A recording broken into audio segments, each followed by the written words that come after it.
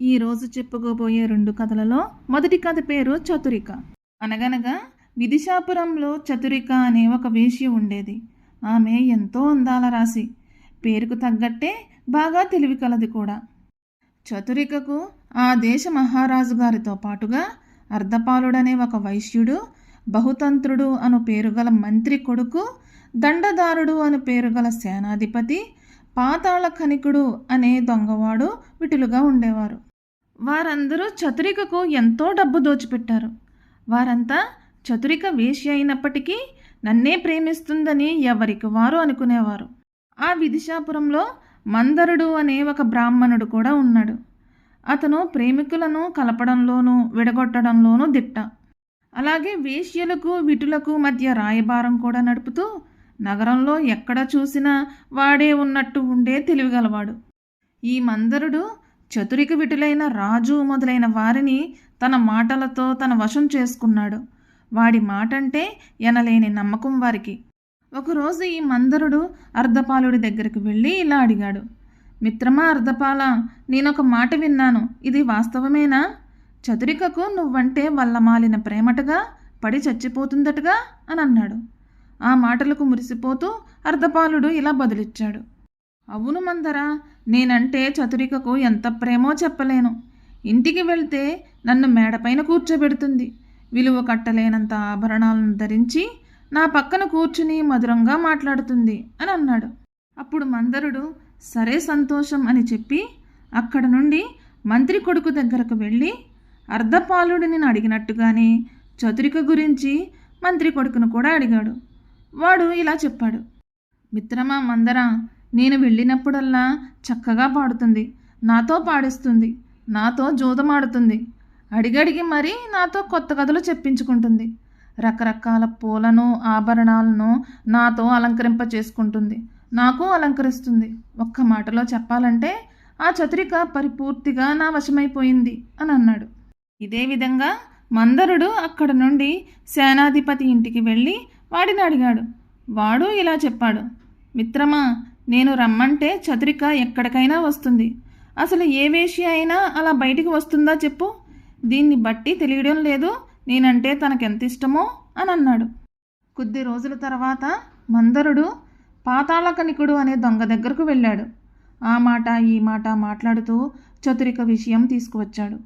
దానిక పాతాళకనికుడు ఇలా అన్నాడు, మందరుడా, నేను చతురిక ఇంటికి వెళ్తే నేను నిద్రపోయేదాకా ఆమె నిద్రపోదు, నన్ను పెనవేసుకునే పడుకుంటుంది. అబ్బో, నేనంటే చెప్పలేనంత ప్రేమ తనకి అని అన్నాడు. ఇలా మందరుడు నలుగురి మనస్సుల్లో చతురిక గురించి ఏమనుకుంటున్నారో తెలుసుకుని తనలో తానే నవ్వుకుని ఒకరోజు రహస్యంగా చతురికను కలుసుకుని మాట్లాడుతూ ఆమెను ఇలా అడిగాడు, ఓ సుందరి, నాకో సందేహం ఉంది. నీకోసం పడి చచ్చిపోయే ఆ నలుగురిలో నిజంగా నీకు ఎవరంటే ఇష్టమో చెప్తావా? విని ఆనందిస్తాను అని అన్నాడు. దానికి ఆ చతురిక ఇలా బదులిచ్చింది, నేస్తమా, నాకు ఎవ్వరూ ఇష్టముండరు. నేను ఎవ్వరికీ మనసు ఇవ్వను. కేవలం నేను ఇష్టపడేది వారిచ్చే ధనాన్నే. వారవనితలు ఇలాగే ఉంటారని తెలియదా నీకు? మరీ అమాయకుడులా అడుగుతున్నావే అని అంది. నేను ఎందుకోసం వారితో అలా ఉన్నానో కూడా చెబుతాను విను. అర్ధపాలుడిని నిచ్చెన వేసి మరీ పైకి ఎక్కిస్తాను, తర్వాత నిచ్చెన తీసేస్తాను. కింద ఉన్న గదుల్లోకి అప్పుడే కదా కొత్త విటులను ఆహ్వానించగలను. ఇక వాడి ముందు కొత్త కొత్త నగలు ధరించి వచ్చేది దేనికంటే వాడు వ్యాపారి. నగల్లో ఏమైనా తిరకాసు ఉంటే వాటి గురించి చెబుతాడని. ఇక మంత్రి కొడుకు బహుతంత్రుడు, పేరుకు తగ్గట్లుగా చాలా విద్యలు తెలిసినవాడు.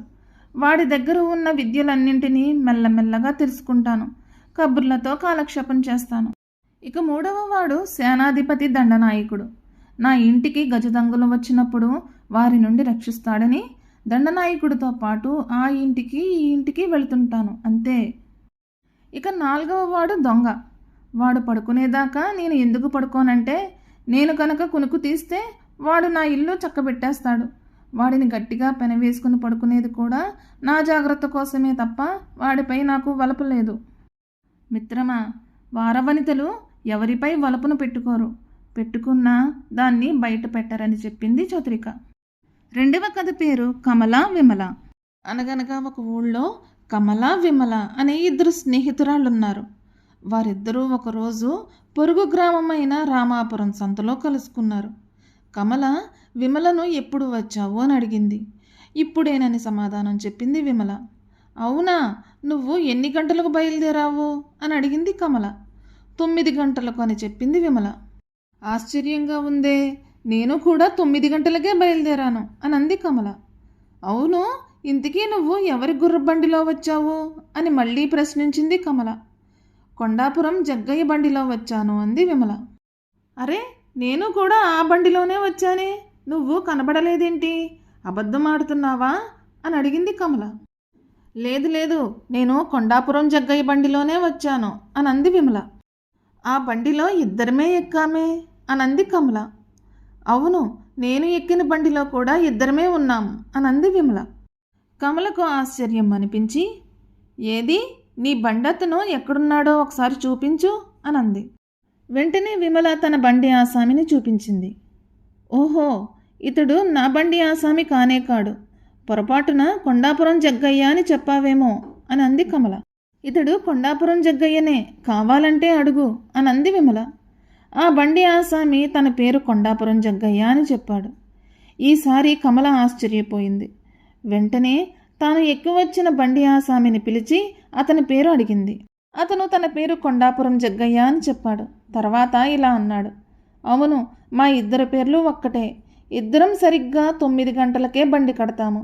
ఒక్క 2-3 నిమిషాల వ్యవధిలో పోటాపోటీగా ఇద్దరం బండి నడుపుతాం అని అనడంతో వారిద్దరూ ఆశ్చర్యపోయారు. అందుకే కొన్ని సంఘటనలు మనల్ని ఆశ్చర్యపరుస్తాయి. ఈ కథ కానీ మీకు నచ్చినట్లయితే please like, share and subscribe to my channel.